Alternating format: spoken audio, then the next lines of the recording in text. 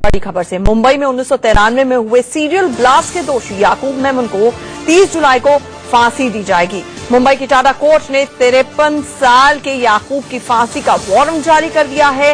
याकूब को नागपुर की central jail में सुबह 7 बजे फांसी दी जाएगी।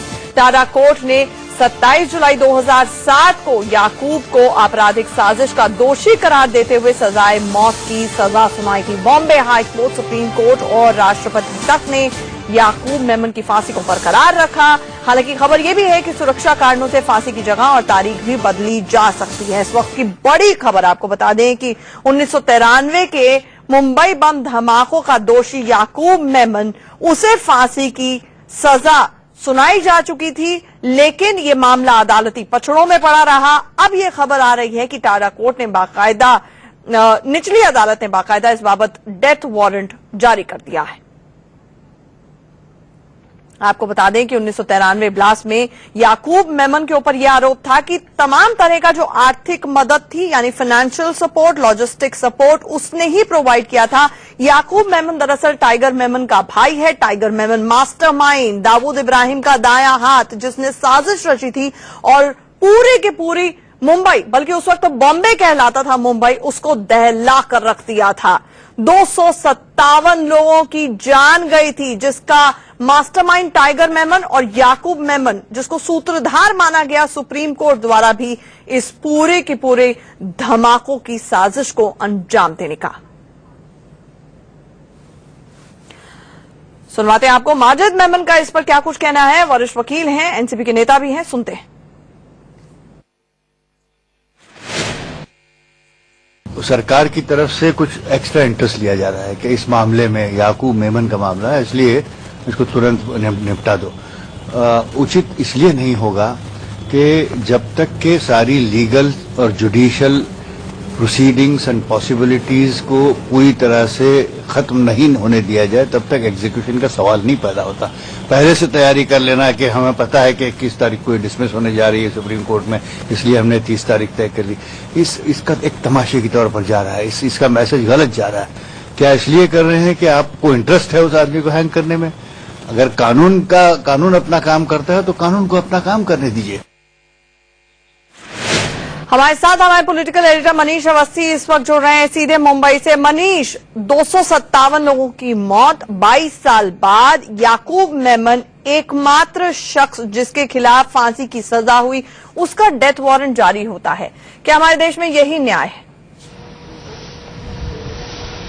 देखिए आचल, जहां तक न्याय की बात की जाए तो टाडा कोर्ट के अलावा सुप्रीम कोर्ट ने भी ऐसे बहुत सारी टिप्पणियां की हैं कि आखिर याकूब मेमन जो कि टाइगर मेमन, इब्राहिम मुश्ताक मेमन का भाई, हालांकि वो तो अभी देश से बाहर है, वो हमारी पकड़ में नहीं है, लेकिन जिस तरह से याकूब मेमन की गिरफ्तारी हुई और फिर उस पर जो प्रोसीडिंग्स चली, उसके बाद अब ये साबित हो गया है, ये मान लिया गया है कि याकूब मेमन ही एक ऐसा डायरेक्टर टू द ड्रामा है। यानी कि इस पूरा जो बॉम्ब ब्लास्ट था उसको लेकर टाइगर मेमन का ही दिमाग था, जिसमें criminal conspiracy, possession of illegal arms and ammunition और इसके साथ साथ एडिंग एंड अबेटिंग टेररिस्ट, उनको बाहर भेजना, उनके लिए पैसे मुहैया कराना, उनकी टिकटों का पूरा जरिया बनाना और इस तरह से सारी चीजें जो की। तो उसमें जो कोर्ट ने पाया, अदालत ने पाया, उसमें यह पाया कि याकूब मेमन ही एक ऐसा चेहरा है जो कि इस पूरे मुंबई बम ब्लास्ट का सबसे बड़ा मास्टरमाइंड है। हमारे साथ हमारे सहयोगी राजेश कुमार भी हैं, जो कि कोर्ट और कोर्ट के साथ साथ वो क्राइम वर्ल्ड भी यहां कवर करते हैं। राजेश, याकूब मेमन की क्या भूमिका रही बम ब्लास्ट को लेकर? देखिए, याकूब की भूमिका जो थी काफी बड़ी और काफी अहम थी। यही वजह है कि जिन जिन अदालतों में उसके खिलाफ मामला चला है, उसके खिलाफ फैसला आया है। मौत की सजा भी टाडा कोर्ट ने उसे सुनाई। यही वजह यह थी कि उसका रोल जो था वो काफी अहम था। सबसे पढ़ा लिखा मेंबर था वो मेमन परिवार का, चार्टर्ड अकाउंटेंट था पेशे से, और जब सिल्वर की स्मगलिंग करता था टाइगर मेमन, चांदी की स्मगलिंग करता था, तो पूरा कारोबार का जो देखरेख था, उसके अकाउंट्स थे, यही संभालता था। यही वजह है कि जब ये पूरी प्लानिंग बन रही थी बॉम्ब ब्लास्ट की, तब भी जो पैसे। मनीष, आपको रोकना चाहूंगी, माफ कीजिएगा। देवेंद्र फडणवीस महाराष्ट्र के मुख्यमंत्री कुछ कह रहे हैं, सुनते हैं। शुरू कर दी है, क्या कहेंगे? देखिए, मैं आज इतना ही कह सकता हूं कि सुप्रीम कोर्ट ने एक फैसला दिया है और उस फैसले के अनुरूप राज्य सरकार कार्रवाई करेगी।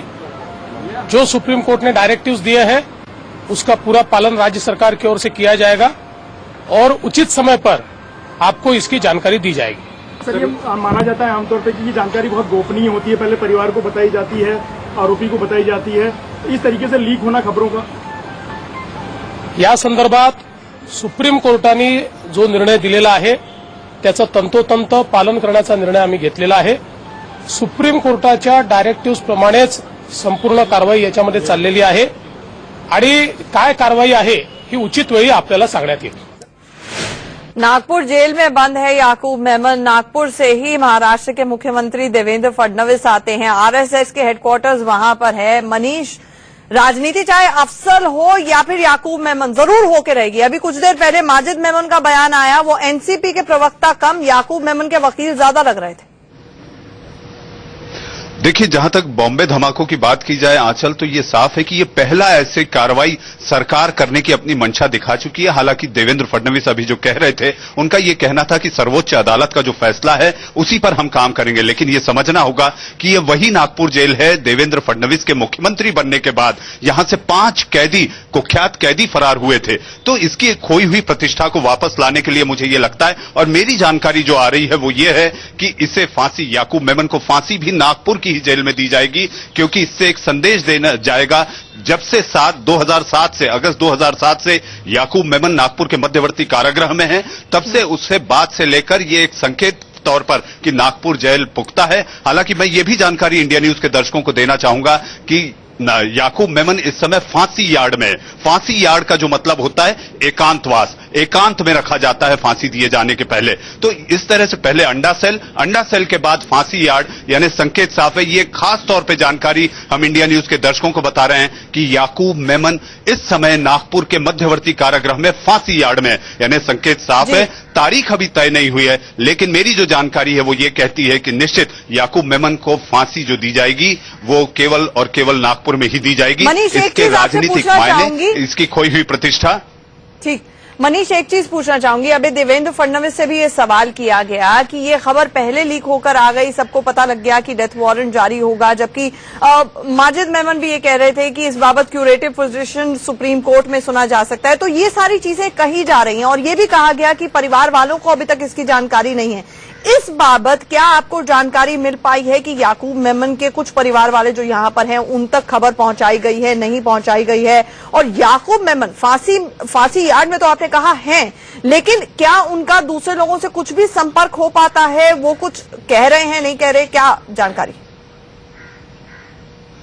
नागपुर जेल के एक वरिष्ठ अधिकारी की माने, जो कि मैं उसका नाम नहीं ले सकता, उसकी वजह यह है कि याकूब मेमन एकदम एकांतवास में है और किसी भी परिवार के उसके सदस्य से उसकी कोई बातचीत नहीं है, ना कि इस तरह से कोई आधिकारिक जानकारी अभी परिवार को गई है. जो भी जानकारी है वो केवल मीडिया के जरिए आज उनको पता चली होगी. और दूसरी एक अहम बात आंचल मैं आपको बताना चाहूंगा, वो ये कि याकूब मेमन ने 2 बार मुंबई हाईकोर्ट में ये पैरोल को लेकर अपील की है कि मुझे बाहर जाने दिया जाए. लेकिन हमारी जानकारी ये कहती है कि देवेंद्र फडणवीस, जो कि गृह मंत्री भी हैं और प्रदेश के मुख्यमंत्री भी, उन्होंने इसमें खासा अपना इंटरेस्ट दिखाया, खासा उन्होंने दखल रखी और उसकी पैरोल मंजूर नहीं हो सकी. हालांकि 2 बार उच्च न्यायालय जाने के बाद भी इस तरह की चीजें नहीं हो पाई. यानी संकेत और संदेश साफ है कि दाऊद की घेराबंदी अब शुरू हो चुकी है. जी बिल्कुल मनीष, हमारे साथ जुड़ने के लिए और इस तमाम जानकारी के लिए आपका बहुत बहुत शुक्रिया. तो 22 साल बाद अब बड़ा सवाल ये है कि डेथ वारंट पर दस्तखत हो चुके हैं, फांसी कब दी जाएगी? क्या एक बार फिर से सुप्रीम कोर्ट की तरफ निगाहें होंगी? क्या एक बार फिर से याकूब मेमन सुप्रीम कोर्ट का दरवाजा खटखटा सकता है? ये तमाम